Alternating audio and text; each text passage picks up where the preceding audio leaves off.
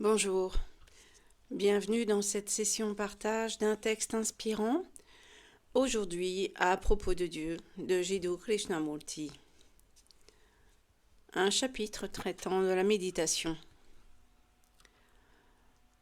Je souhaiterais, avec votre permission, parler de la méditation, car la méditation est, à mon avis, la chose au monde la plus importante.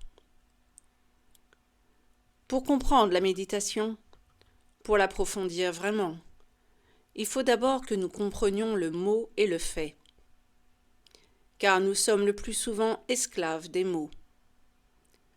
Le mot méditation lui-même suscite, chez la plupart des gens, un certain état, une certaine paix, un désir d'obtenir un certain résultat. Mais le mot n'est pas la chose. Le mot, le symbole, le nom, s'il n'est pas totalement compris, est quelque chose de terrible. Il devient un obstacle, il rend l'esprit esclave. Or, en général, lorsque nous agissons, c'est en fonction de notre réaction par rapport au mot, au symbole, car nous n'avons pas conscience du fait lui-même. Nous abordons le fait, ce qui est, avec nos opinions, nos jugements, nos évaluations, nos souvenirs. Et le fait, ce qui est, jamais nous ne le voyons. Je crois qu'il faut absolument que cela soit clairement compris. Pour pouvoir appréhender chaque expérience, chaque état d'esprit, le fait réel, ce qui est, la réalité des faits, il ne faut pas être esclave des mots, et c'est extrêmement difficile. Le fait même de nommer le mot éveille divers souvenirs, et ces souvenirs empiètent sur le fait qu'ils contrôlent, façonnent le fait, donnent à ce qui est une certaine orientation. Il nous faut donc être excessivement attentifs à cette confusion et ne pas susciter de conflit entre le mot et la réalité du fait, de ce qui est. Et c'est pour l'esprit une tâche très ardue, qui exige précision et clarté de vision. Sans clarté lucide, on ne peut voir les choses telles qu'elles sont. Or, il y a une extraordinaire beauté à voir les choses telles qu'elles sont, et non à partir de ses propres opinions, de ses jugements, de ses souvenirs. Il faut voir l'arbre tel qu'il est, sans la moindre confusion. Et c'est de la même façon qu'il faut voir le reflet du ciel jouant sur l'eau le soir. Le voir simplement, sans rien mettre en mots, sans évoquer de symboles, d'idées, de souvenirs. Il y a en cela une immense beauté. Et la beauté est essentielle. La beauté, c'est notre capacité d'apprécier, notre sensitivité à l'égard de tout ce qui nous entoure, la nature, les personnes, les idées. En l'absence de sensitivité, point de lucidité.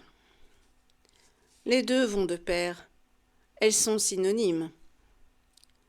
La lucidité est essentielle si nous voulons comprendre ce qu'est la méditation.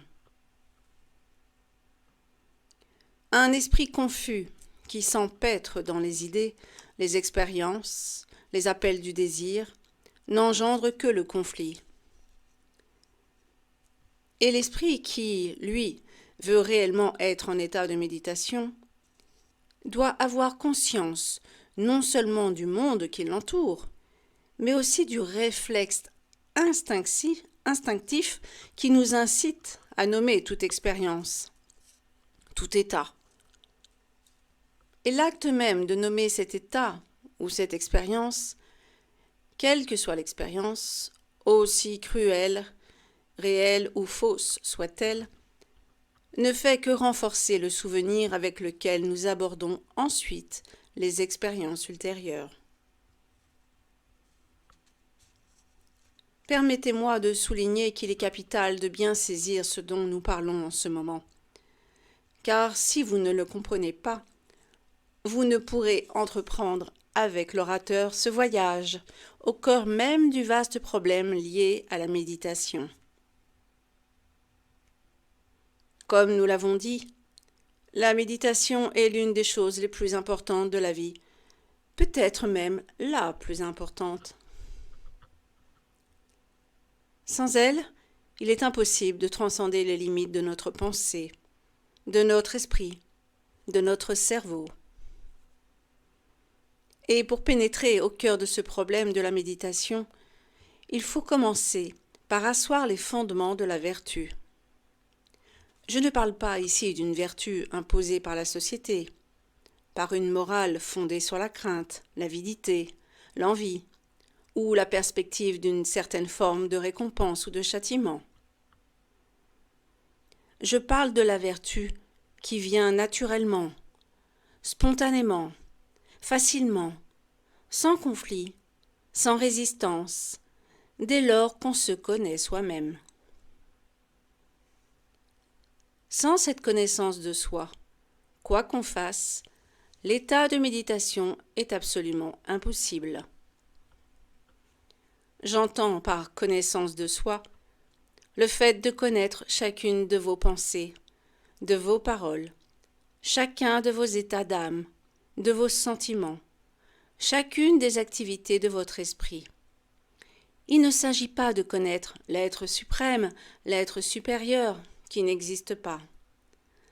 L'être suprême, l'Atman, s'inscrit toujours dans le champ de la pensée. La pensée est le résultat de votre conditionnement. La pensée est responsable de votre mémoire, ancestrale ou immédiate.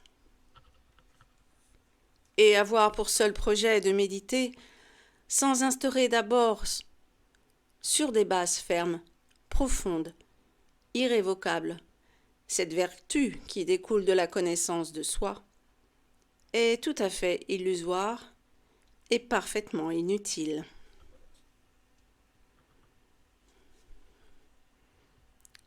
Eh bien voilà pour la première partie de ce chapitre. La suite de lecture de ce chapitre interviendra dans les prochaines sessions partage sur le canal La Voix du Soi. Merci de votre écoute. Merci de votre attention. À très bientôt.